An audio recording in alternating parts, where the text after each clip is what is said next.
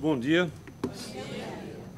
Nas questões relativas a cirurgias ou curas espirituais, é comum nós encontrarmos a condição de que alguns médiuns questionam sobre o fato de que o paciente que vai até o local, se ele quer com corte ou sem corte.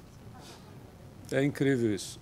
Já tivemos a oportunidade de assistir a várias delas, onde esta relação da objetividade no corpo físico tem só como função impressionar a pessoa, tocar a pessoa no que diz respeito à situação dela estar de fato passando por uma cirurgia.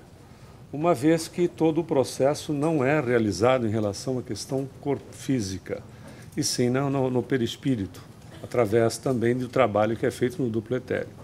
Mas chega a impressionar. Um dos maiores conhecidos médiuns que passou pelo planeta foi José Arigó, que você tem, inclusive, um livro que fala a respeito dele, que foi escrito pelo professor José Herculano Pires, e depois completado, porque Herculano Pires desencarnou antes de Arigó, e completado pelo Jorge Rizzini, a parte final dessa obra.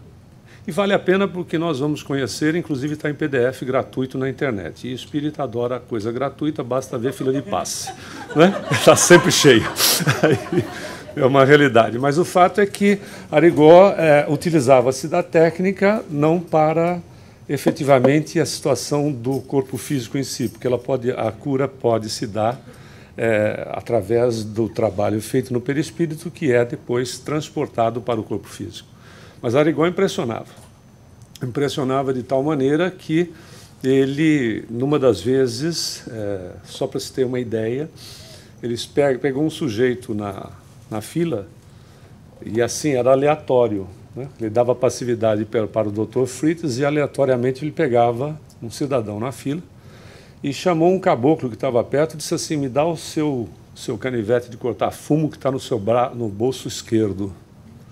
E o sujeito deu aquele canivetão, para quem sabe, no interior de São Paulo, no interior do Brasil, de uma maneira geral, um canivetão enorme que cortava fumo de corda.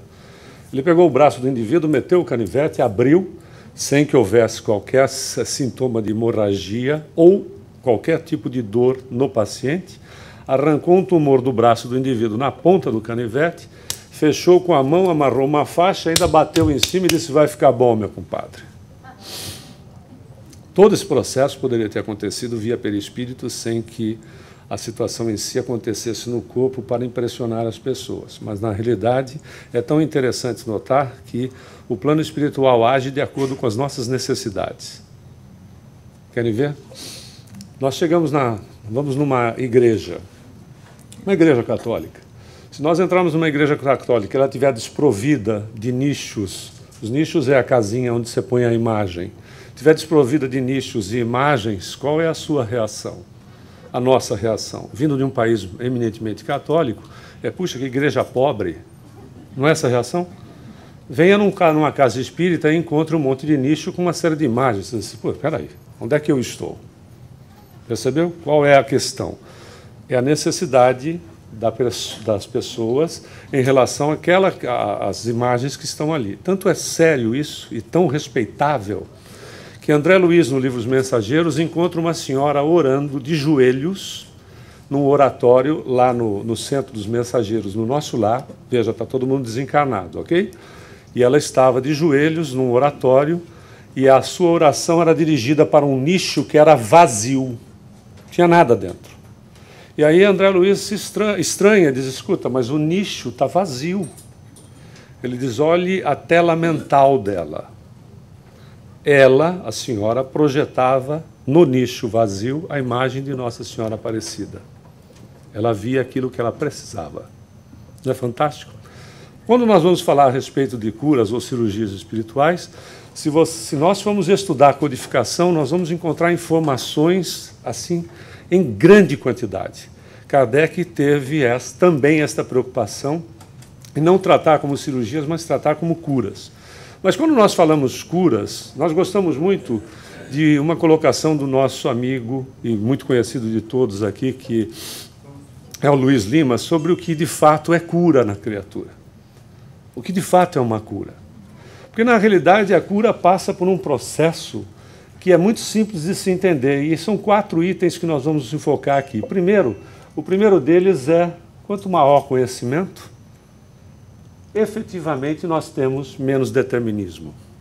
Quanto maior conhecimento do espírito, ou seja, quanto maior o nosso conhecimento a respeito de nós mesmos, por isso Sócrates, 500 anos antes de Jesus, quando ele vai ele entra no templo de Apolo em Delfos, no pórtico do templo havia uma frase que estava gravado: homem, conhece-te a ti mesmo e veja a tua pequenez diante dos deuses. Ele suprime a segunda parte para utilizar só o conceito, porque a segunda parte é altamente depreciativa, o conceito da condição do indivíduo se conhecer.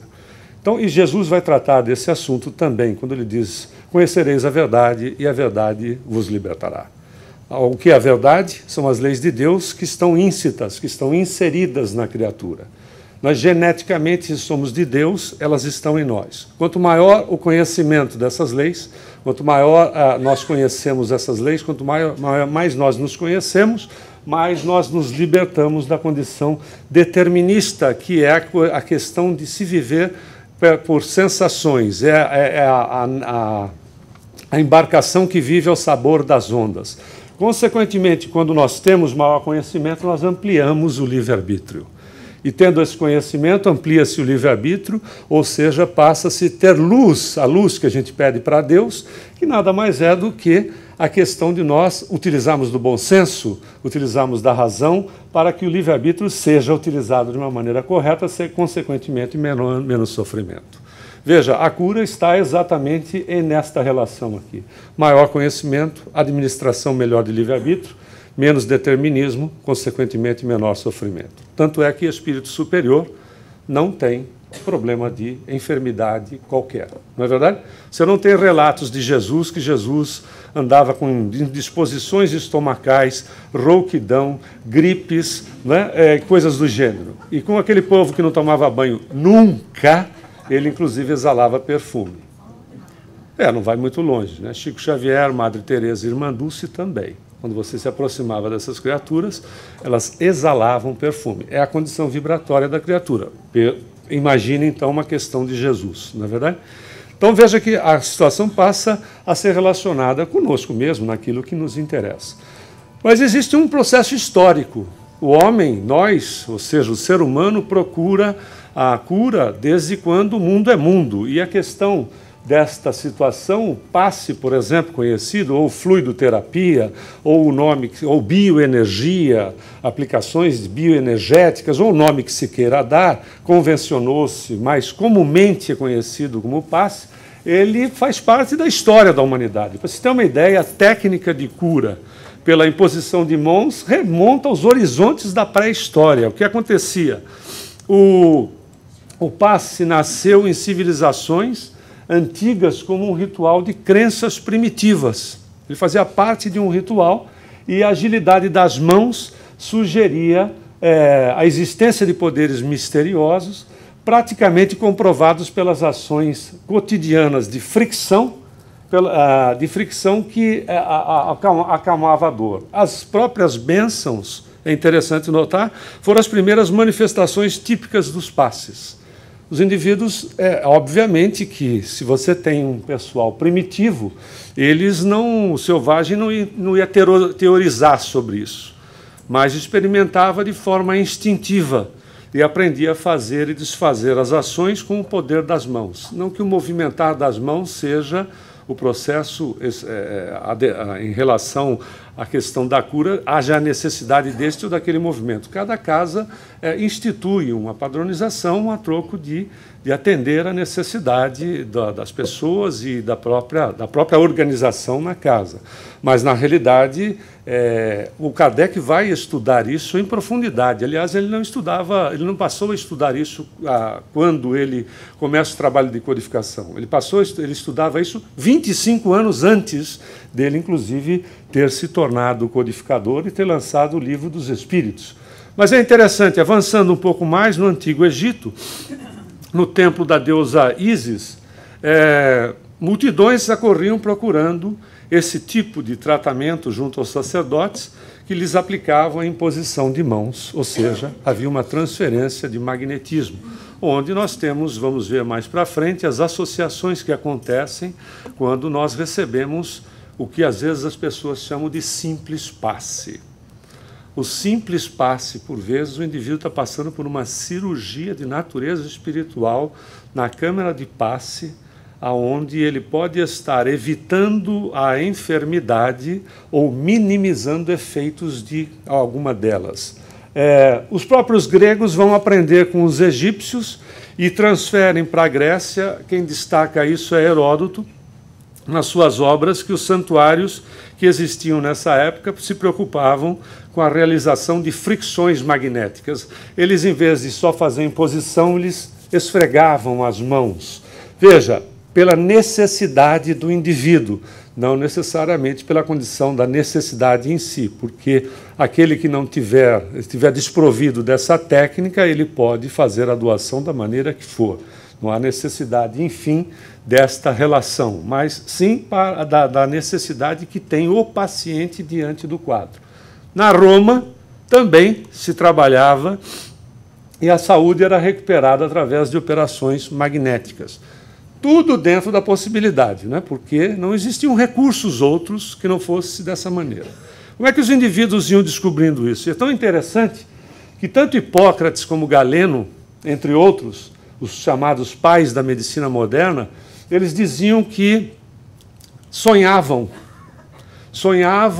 com pessoas que indicavam determinados tipos de operação ou determinados tipos de atividade para minimizar a questão do sofrimento das criaturas. Ora, uma relação, né, completa com a espiritualidade, onde os espíritos, através do processo do sono, no contato, quando o indivíduo se desdobra naturalmente, isso acontece conosco todas as noites, né, evidentemente considerando que há dois tipos de sonhos, né, os chamados do subconsciente, que é uma mera transferência dos arquivos de tudo que ocorreu, foi visto, sendo experienciado ou conhecido, que sai do hipotálamo e vai para o neocórtex, é uma transferência pura e simples de arquivo, é como se você estivesse fazendo um upload. Ou seja, os arquivos de 1 a 10 não vão sequencialmente de 1 a 10, por isso que esses sonhos não têm, via de regra, qualquer coerência. Vão primeiro, sobem primeiro, se nós podemos usar essa terminologia, aqueles que são mais leves, para os mais pesados subirem depois. Se o número 1 for o mais pesado, ele pode ser o último a subir. Então, o que significa que esses sonhos são, né, via de regra, confusos. Os reais não, os reais nós saímos do corpo e temos exatamente a noção, claro que a lembrança ela é uma fração de tudo aquilo que possa estar acontecendo, considerando ainda as preocupações que nós mantemos durante o dia, porque ao voltar para o corpo, lembremos que este cérebro não foi junto. Nós podemos fazer uma correlação daquilo que foi visto com a preocupação que nós tivemos. E isso significa que não necessariamente o que foi vivenciado no desdobramento seja de fato aquilo que aconteceu, dado, por exemplo, as preocupações que nós possamos ter. Kardec trata muito bem disso no Livro dos Espíritos, onde ele fala sobre sono e sonhos. Então, veja, esse contato com os espíritos, esses médicos desprovidos de condições técnicas, como hoje nós temos muita facilidade em relação a isso, eles acabavam sendo orientados. E também outro detalhe, né, pessoal? Nós somos seres reencarnacionistas. O conhecimento que nós vamos adquirindo ao longo das reencarnações, eles podem surgir para nós como tendências ou intuitivamente, intuir de íntimo. Então vem para nós determinadas soluções, e se nós fôssemos perguntar aqui, muita gente já encontrou solução em área que nunca estudou, que nunca militou, mas já achou solução para determinado problema, sem ter especialidade ou ter cursado atendido qualquer curso em relação àquilo que acha a solução. Porque é exatamente por isso. São as experiências que nós vamos tendo ao longo dos tempos. E os nossos indígenas, por exemplo, os verdadeiros brasileiros, né? os que são os brasileiros, eles também nós encontramos entre as tribos que eles exercitam práticas consideradas religiosas, que são ministradas pelos tal dos pajés, que é um misto, né, de um sacerdote e como usa de magnetismo também, sempre associado ao mundo espiritual, né, porque nós não somos desprovidos de assistência, né, nós não nos afastamos de Deus, não existe essa possibilidade. Por isso que Paulo vai dizer na sua primeira carta aos Coríntios, nós vivemos e nos movemos nele, Deus. E André Luiz usa uma simbologia simples, mas muito interessante, em Evolução e Dois Mundos, que ele diz que nós vivemos no hausto do Criador, ou seja, nós vivemos como se fosse no hálito do Criador. Então é impossível se afastar de Deus. O peixe vive no oceano, que lhe dá o líquido lhe dá alimentação, vida, etc., e não tem consciência disso. Mesmo que nós não tenhamos, né, nós generalizando, não tenhamos consciência da divindade, nós vivemos nela. Então não seremos, nunca deixaremos de ser assistidos. Então, mesmo um cidadão, num processo que esteja a rudimentar, eles são assistidos. Então, quando uma pessoa se encontra doente ou atacada, que ele entende de maus espíritos, o que é muito possível, né? Além dos remédios feitos com plantas nas florestas, eles também utilizam daquilo que a gente chama de passe. Aliás, é conhecido um caso de um norte-americano que fazia pesquisa na Amazônia e ele foi envenenado por um tipo de sapo que expele veneno na pele e ele foi envenenado. E o tratamento que foi feito, por incrível que pareça, não se conseguiu, na terapia feita com a alopatia normal, não se conseguiu o resultado, e ele voltou para o Amazonas e foi tratado por 2 ou 3 pajés, e ele desencarnou de outra coisa, mas não por causa do veneno do sapo. Então veja que não é um conhecimento que diz respeito a este ou aquele agrupamento. Ele está para toda a humanidade, de acordo com a necessidade, e atendendo também a necessidade do indivíduo, como ele precise ser atendido. Aí a gente chega a Jesus, né? Mais de 2000 anos atrás, onde a arte de curar através da influência magnética era a prática normal, como vimos desde os tempos antigos, e, sobretudo, no tempo de Jesus, quando os seus seguidores também exercitavam a técnica da cura fluídica através das mãos. Onde é que a gente encontra tudo isso? Em Kardec. Na codificação, na revista espírita, etc., porque, como dissemos, ele era estudioso desse processo e, quando ele vai trabalhar na codificação, ele só vê mais amplamente aquilo que ele tinha resumidamente em relação àquilo que era magnetismo. Ele passa a ver também os 2 aspectos dos 2 mundos trabalhando em conjunto. Até que nós encontramos o Franz Anton Mesmer, ou Mesmer, conhecido as técnicas como de mesmerismo, sobrenome dele, que vive de 1734 a 1815 e que era um grande magnetizador na Europa, e ele tinha muito conhecimento, porque ele foi educado em colégio religioso. Ele estudou filosofia, teologia, direito e medicina e dedicou-se também à astrologia. O cara não era um sujeito qualquer. E ele descobriu que todos os seres humanos, ele admitia a existência de uma força magnética nas criaturas que se manifestava através da atuação de um fluido que é universalmente distribuído, que a gente hoje sabe sobre princípio vital e fluido vital, né? E que se insinuava na substância dos nervos. Olha que interessante, a medicina chinesa vai trabalhar com a questão dos meridianos, que não são os nervos, mas os meridianos no duplo etérico. Acho que a gente está falando aqui para a grande maioria que é estudante, que está entendendo esse linguajar todo, esperamos. Né? Esperamos. Mas aí, se não estiver entendendo todo, olha que maravilha para entrar num curso, não é verdade? O expositor sempre faz um marketing para os cursos do Centro Espírita, sim ou não? Porque, viu o primeiro slide? Maior conhecimento, menos determinismo. Maior conhecimento, maior livre-arbítrio, consequentemente, menos sofrimento. Ponto. Você não precisa nem passar por cirurgia nenhuma. Basta que você passe pelas cirurgias do conhecimento, que já é uma maravilha. Aliás, é que resolve. E aí ele viu que tinha uma substância nos nervos, no corpo humano, e propriedades semelhantes, ele dizia, ao do ímã. Esse fluido, se fosse controlado, poderia ser usado com finalidade terapêutica. Pessoal, no André Luiz, livro Libertação, que também é disponível aqui para os nossos estudos regulares. Livro Libertação, você encontra o Silveira. O Silveira era um magnetizador desencarnado no plano espiritual, que, utilizado por Gregório, que era o chefe da cidade dos gregorianos, o Silveira utilizava de magnetismo na Margarida, que era obsidiada. Então, Silveira desencarnado, magnetizador, e a Margarida encarnada, obsidiada. O que ele fazia? Exatamente o contrário do que a mamãe faz com o filho. Quando a criança, a mãe ou o ente querido, mas principalmente usando essa imagem da criança, a criancinha tem cólica, etc., a mamãe passa a mão, não é, na barriguinha e a criança melhora. Ou tem o famoso beijinho curador.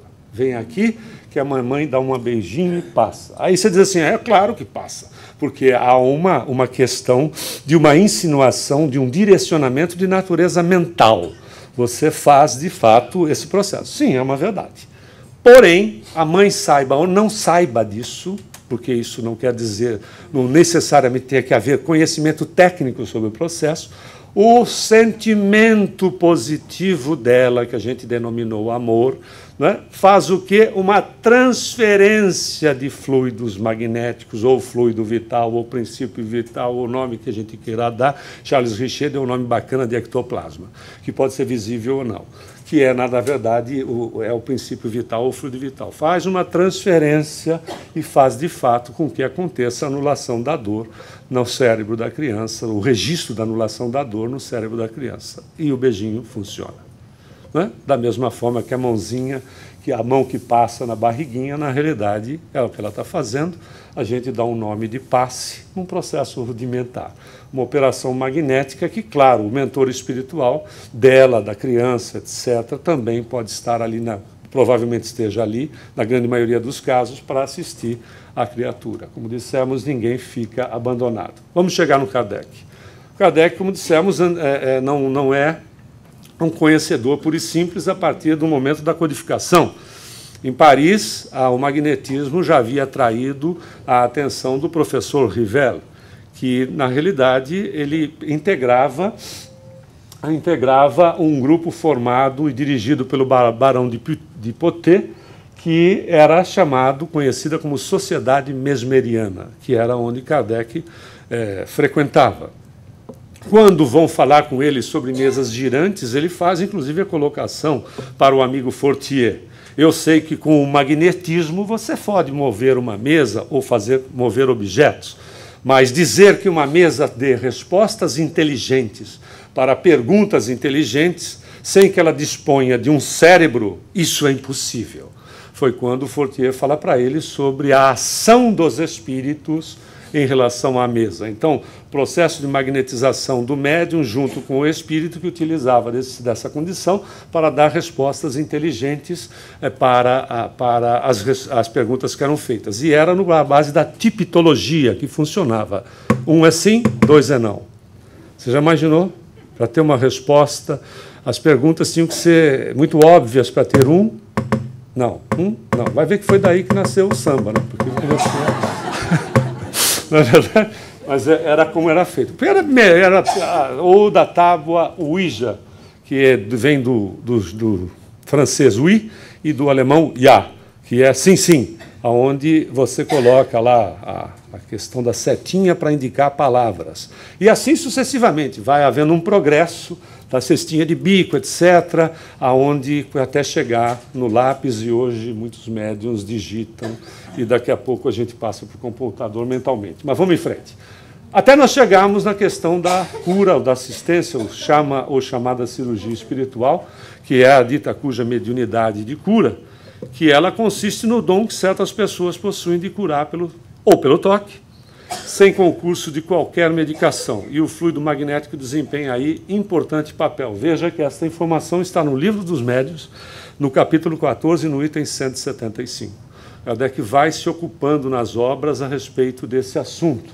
E ele vai falar sobre mecanismos das curas espirituais. Quem fala, nós vamos buscar também na obra de Richard Simonetti, que ele diz o seguinte: para facilitar o nosso entendimento. O médium de cura oferece recursos fluídicos mais densos, o tal do chamado ectoplasma, que já dissemos, né, a nomenclatura pertence inicial a Charles Richer, e que faculta uma ação mais intensa em favor do paciente. Como é que funcionam, então, os chamados médiuns curadores, ou que fazem as chamadas cirurgias, etc.? São aqueles que têm o poder de curar e de aliviar o doente pela imposição das mãos ou através da prece. E é tão interessante que dizer assim, mas a prece é o maior e o melhor mecanismo de interação criatura-criador. Não se conhece outro. A prece. Se falar com o dono do universo, não resolver, tem solução, meu nego. Né? Aliás, tem solução. Solucionado está. Não é verdade? Precisa dizer, esse problema não tem solução. Está solucionado. Qual é a solução? Não tem. Não é fato? Veja, é o mecanismo de interação criatura-criador. Nós passamos, já contamos aqui outras vezes, mas a gente adora esses casos. Certa feita, nós passamos por uma situação onde a pessoa nos abordou num corredor de uma casa espírita para fazer uma consulta. Ora, corredor na casa espírita não é lugar de fazer consulta espiritual, né? Existe todo uma assistência, um tratamento, uma assistência, um horário reservado para que isso aconteça. Mas, dada a insistência, era uma descaridade não ouvir a pessoa. Apesar de não termos, em hipótese alguma, qualquer relação com consulta a ser feita. Bom, e ela contou o problema, etc., que era muito grave para ela, porque o problema é dela. Não é verdade? O seu problema é o maior do mundo, porque é seu. Aí, quando ela encerrou, disse assim, a senhora já procurou fazer prece? Ela me olhou de cima a baixo, e ela era mais baixinha, então ela fez assim e voltou. E eu me olhei, inclusive, falei, devo estar com roupa rasgada, devo estar sujo, aconteceu alguma coisa. Aí ela me olhou de novo e eu percebi que eu comecei, provavelmente para ela, eu comecei a ficar verde. E talvez a anteninha tivesse já aparecido, porque eu disse assim, eu devo ser um marciano, ela deve estar vendo um marciano na frente dela. Porque ela me olhou com tamanha, entre um misto entre curiosidade e desprezo, que ela disse assim, parece, e prece adianta. Eu disse, agora eu vou me vingar. Aí eu não olhei ela de cima a baixo, mas eu olhei também como se eu estivesse vendo a verde e de anteninhas. E aí eu disse a frase que eu falei há pouco. Se falar com o dono do cosmos, dos universos existentes, não resolve, minha senhora, o seu problema provavelmente não tem a solução. Porque existe algo superior do que falar com aquele que te ama integralmente e no qual nós estamos envolvidos. Existe algum recurso maior? Senhor, está doendo. Se não puder me tirar, pelo menos me alivie. Simples assim. Não é verdade? Mas isso tem que ser verdadeiro. Não pode ser alguma coisa onde nós duvidemos a começar de nós mesmos. Kardec vai falar sobre isso. Mas ele continua dizendo, essa faculdade não é essencialmente mediúnica, o processo magnetizador. Porém, nós encontramos também essa informação no Livro dos Médiuns, no item 189. Você vê que está tudo na codificação, né? Possuindo todos os verdadeiros crentes, sejam médiuns ou não. As mais das vezes é apenas uma exaltação do poder magnético fortalecido, se necessário, aí, pelo concurso dos espíritos. Quer dizer, então, eu tenho o meu magnetismo, a mamãe lá na operação com a criança tem o seu magnetismo pessoal, e se os espíritos percebem que aquilo não é suficiente, Kardec vai dizer, eles vão, então, trabalhar em conjunto para que a coisa aconteça da melhor maneira. Ele diz, o magnetismo é a utilização, sob o nome de fluido, da força psíquica por aqueles que abundantemente o possuem. É uma transfusão de vida espiritualizada do organismo. do organismo do operador para o do paciente. E os magnetizadores em face da doutrina espírita, veja que ele vai, então, aos poucos amarrando a informação, não podem ser considerados senão como verdadeiros médiuns curadores. Você vê que ele vai trabalhando de maneira que ele pega os conhecimentos dele e depois ele vai fazendo um processo de associação com aquilo que surgia, não é? De uma maneira, para ele, não novidade, mas uma informação organizada, que é diferente de situações novidadeiras. Na Gênese, por exemplo, ele vai fazer outro registro no capítulo 14 sobre a ação curadora. Ele diz, depende da intervenção dos espíritos, que associam os fluidos dos médiuns e os provenientes da natureza. Continua dizendo, as curas ocorrem sempre de acordo com os ditames das leis de causa e efeito. Ou seja, é uma questão meritória. O espírito, diz ele, encarnado ou desencarnado, é o agente propulsor que infiltra num corpo determinado uma parte do seu envoltório fluídico, funcionando desta maneira. Você tem as forças superiores, que são, então, aqui na pirâmide o fluido ar, as questões dos fluidos do médium e associados, inclusive, se necessário for, via de regra também, os fluidos da natureza, que o próprio André Luiz mostra no nosso lar, quando ele vai atender o marido. Primeiro, ele quase morreu porque ele viu a Zélia, que era a esposa dele, ex-esposa, porque ele havia desencarnado, quase que ele morreu de novo quando ele viu a Zélia casada de novo. Já foi assim um choque. Depois dessa, ele vai utilizar-se de um processo de cura no marido atual da Zélia, inclusive retirando da natureza fluidos da vegetação próxima para se utilizar, combinando os fluidos na ação direta que ele faz no marido de Zélia. Veja que também os amigos espirituais trabalham diretamente. O médium, por vezes, às vezes não está presente, mas ele pode buscar nas pessoas que estejam mesmo a certa distância fluidos magnéticos, ou seja, ectoplasma desses indivíduos, ou fluido vital, quem preferir, para poder fazer esse processo associativo e levar o benefício para o paciente. Então, a combinação desses fluidos, eles vão criar propriedades diferenciadas para atender a necessidade. Onde é que age?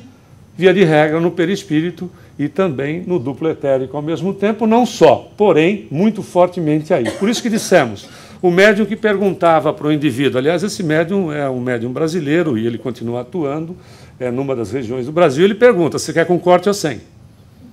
Porque a cura efetiva se dá em relação, falando, simplificando, evidentemente, se dá na questão do perispírito. Então, é feita uma cirurgia no perispírito, ou assistência no perispírito, o passe que recebemos, ou a fluidoterapia é feita, trabalhada no perispírito, não só no perispírito, mas estamos simplificando a coisa, é trabalhada no perispírito e trabalhada no duplo etérico, que fica entre o perispírito e o corpo físico, produzindo. Então, por isso que nós ficamos sabendo de vários casos. Nós temos um amigo recentemente, inclusive, que estava com um câncer nos rins. E ele fez uma assistência espiritual e depois foi fazer um MRI e no local do tumor, que já tinha 5 centímetros de diâmetro, aparecia um risco de uma cirurgia, como se uma cirurgia fosse feita. E eu disse, o que você disse para o médico? Ele disse, absolutamente nada, porque eu tive medo de que ele me colocasse numa camisa de força. Eu disse, mas aí era a realidade, com camisa de força ou não, era a realidade de você dizer, olha, eu passei por uma assistência espiritual. E eu não fiz absolutamente. O médico disse, você tem uma cirurgia aí feita. Você fez alguma cirurgia? Eu disse, absolutamente nenhuma. Ele disse, mas a finalização do processo, você está curado. O tumor sumiu. E ele não fez, a assistência que ele fez, não teve em nenhum momento, qualquer tipo de atividade de inserir ou fazer qualquer coisa no corpo físico. A atuação é no perispírito. Ou seja, nós somos médicos de nós mesmos, associados à questão meritória, à questão de meritocracia, como dissemos. Por isso que quando a gente vem, por exemplo, aqui no KSSF, recebe uma assistência especializada e saímos daqui, o indivíduo, de repente, saímos daqui de fato curados, a pessoa diz assim, fulano mereceu. É uma verdade, porque merecimento é construção. está passando pelo que merece. Também é uma verdade, se bem que cruel. Se bem que cruel, mas é uma verdade. Porque ninguém passa por aquilo que não precisa. As leis de Deus são perfeitas, não existem acasos. Aliás, acaso, como diz Hermínio Correia Miranda, um escritor que desencarnado em 2013, de quem nós somos fã de carteirinha, ele diz que acaso ou sorte são pseudônimos que Deus costuma usar quando não quer se identificar. Não é fantástico? Porque não pode existir no universo acasos, ou sorte, ou azar. Existem construções, existe mérito. No livro dos Médiuns, volta Kardec falando no capítulo 14 de novo sobre que uma grande força fluídica aliada a uma maior soma possível de qualidades morais, veja bem, não é moral de usos e costumes, é moral baseado nos ensinamentos do Evangelho do Cristo. Né? Faça para o outro aquilo que você gostaria que te fizessem. É exatamente uma das condições que Jesus nos coloca. Ele diz: a maior soma possível de qualidades morais pode operar curas verdadeiramente prodigiosas. Diz também que a confiança e a vontade do curador, aliada à fé do doente, auxiliam poderosamente a ação do fluídica. Por isso que ele diz que Jesus tinha razão ao dizer: tua fé te salvou. Porque ele é um processo de mão dupla. É o indivíduo que me atende, associado aos amigos espirituais, com a questão de eu oferecer da minha parte a condição de ser curado. Porque é o seguinte, compreende-se que a fé a qual ele se refere, Jesus, não é uma virtude mística, e sim como certas pessoas entendem que é misticismo. Não é, mas uma verdadeira força atrativa. É o indivíduo que me aplica, associado aos amigos espirituais, e eu que me abro para atrair. Vide nos domínios da mediunidade pessoas que tomam passe na casa espírita, que André Luiz relaciona.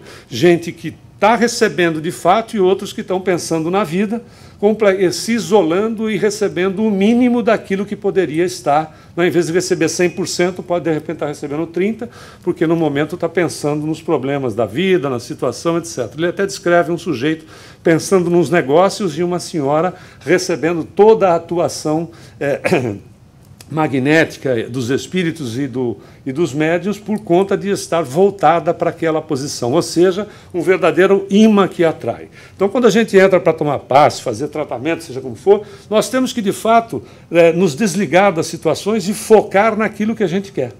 Só. Esse que é o ponto. Não é? Porque depende de nós. Não é uma coisa que pura e simplesmente fica na mão dos espíritos e a gente terceiriza. Seria a mesma coisa que a gente terceirizar o corpo, né, para fazer reforma íntima. Pega o meu corpo, leva lá, dá uma reformada nele, depois você me devolve. Seria muito cômodo. Mas não existe processo de terceirização para coisa alguma. E a vontade atua sobre a matéria, diz Kardec, elementar, por uma ação consecutiva, ou seja, reage sobre os seus compostos, cujas propriedades íntimas sofrem transformações. A ciência está chegando a afirmar isto de uma maneira mais técnica, mas é a mesma coisa. A vontade tanto é inerente no espírito encarnado quanto no desencarnado. Daí o poder do magnetizador. O poder que se sabe está na razão da força de vontade do indivíduo. Ou seja, então, como é que se processa a cura? De uma maneira muito simples. A cura vai se operar por uma substituição de uma molécula malsã por uma molécula sã, respeitando todos esses aspectos que citamos até o momento. Isso acontecendo no perispírito, pelo trabalho feito pelos espíritos aliados ao médium e a condição do indivíduo como, né, um imã para atraindo para ele mesmo. Esse trabalho é feito no perispírito, do perispírito transmitido para o corpo físico, parecendo por vezes, quando aparece, sinal de cirurgia, quando aparece. E o restabelecimento da saúde física não depende só da técnica da cura mais apropriada. Existem 4 aspectos que precisam ser considerados. O primeiro depende também do poder das energias curadoras atuarem no corpo espiritual e material, sob o comando dos dirigentes e espíritos socorristas. Começa daí. Depende também das mudanças para melhor que o paciente consegue realizar nos sentimentos, pensamentos e atitudes. Nós trabalhamos durante muito tempo o que também não faz muito tempo na nossa juventude. A gente só é mais jovem há mais tempo, só isso. Num centro que, aliás, esse médium veio e foi estudado inúmeras vezes aqui nos Estados Unidos, foi convidado para participar de estudos. Ele chamava Benedito. Foi um dos maiores médiuns de ectoplasmia depois do Peixotinho. Ele atendia no Centro Espírita Irmão Camura, que ficava na cidade de São Paulo, num bairro da cidade de São Paulo. E ele realizava cirurgias sem toque. E o meu trabalho lá era de exposição, porque o número de pessoas era muito grande, então se fazia uma palestra evangélica e ele depois fazia o atendimento. Ele não tocava nas pessoas. Você, no entanto, sentia, se fosse de acordo com a necessidade, a agulha, por exemplo, entrar na sua veia e o líquido ser inoculado. Se fosse cirurgia, você sentia o bisturi cortar numa dor suportável, né? Claro, dentro de uma condição suportável, você sentia o bisturi cortar, a sutura ser feita e o acompanhamento de médicos, porque 2, 3 dias depois a criatura ficava de cama, em repouso, com os efeitos de fato, uma cirurgia de grande porte, se assim fosse o caso. E um dos nossos conhecidos foi fazer uma cirurgia, porque ele tinha uma apneia muito grave, e ele fez a cirurgia e melhorou. E, a rigor, estava curado. Mas, na hora de sair, depois da cirurgia, ele fez o retorno lá no centro, o Benedito, que, na verdade, dava passividade para o irmão Camura, né, para o médico, ele disse: você precisa mudar as suas atitudes. Não deu outra. 3 meses depois, ele estava com o mesmo problema. Porque se alcançou o processo, resolveu-se, mas ele não se resolveu. Então não basta pura e simplesmente, a cura não é um processo que se dá momentaneamente. O importante é nós não reincidirmos no problema, é nós resolvermos a causa. A enfermidade, o desequilíbrio, ele é efeito de uma situação que, por vezes, nós vivenciamos. É muito interessante, tem uma palestra muito interessante no YouTube que fala sobre vícios do Dr. Décio Iandoli. Iandoli Júnior, ele fala sobre vícios.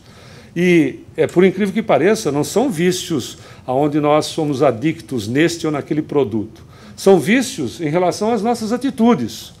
Vícios de queixa.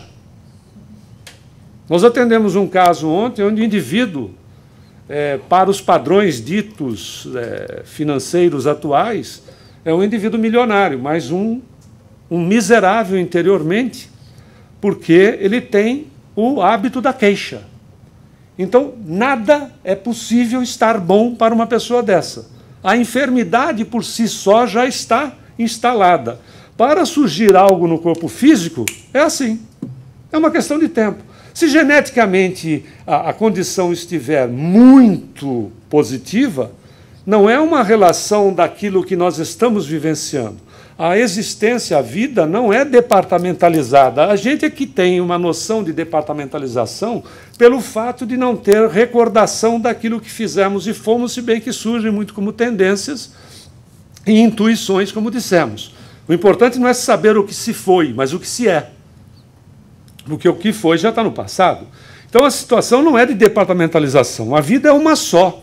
A reencarnação é a troca de vestimentas. Se eu sou portador de uma genética poderosa hoje, né, herdada da minha família, e determinadas enfermidades não me atingem, as minhas atitudes, os meus vícios de natureza mental, os meus hábitos mentais desequilibrados, na hora que eu topar com uma genética mais fragilizada, é esse momento que podem surgir na minha vida, para a minha experiência, seja nas vidas posteriores, situações as quais eu não entenda. A explicação está em mim. Eu, pelo menos, posso não racionalizar no primeiro momento, mas a explicação está dentro de mim. Por isso, a insistência que nós temos, né, trabalhado sempre, os amigos espirituais, desde Jesus, o trabalho em relação à questão da reformulação interior.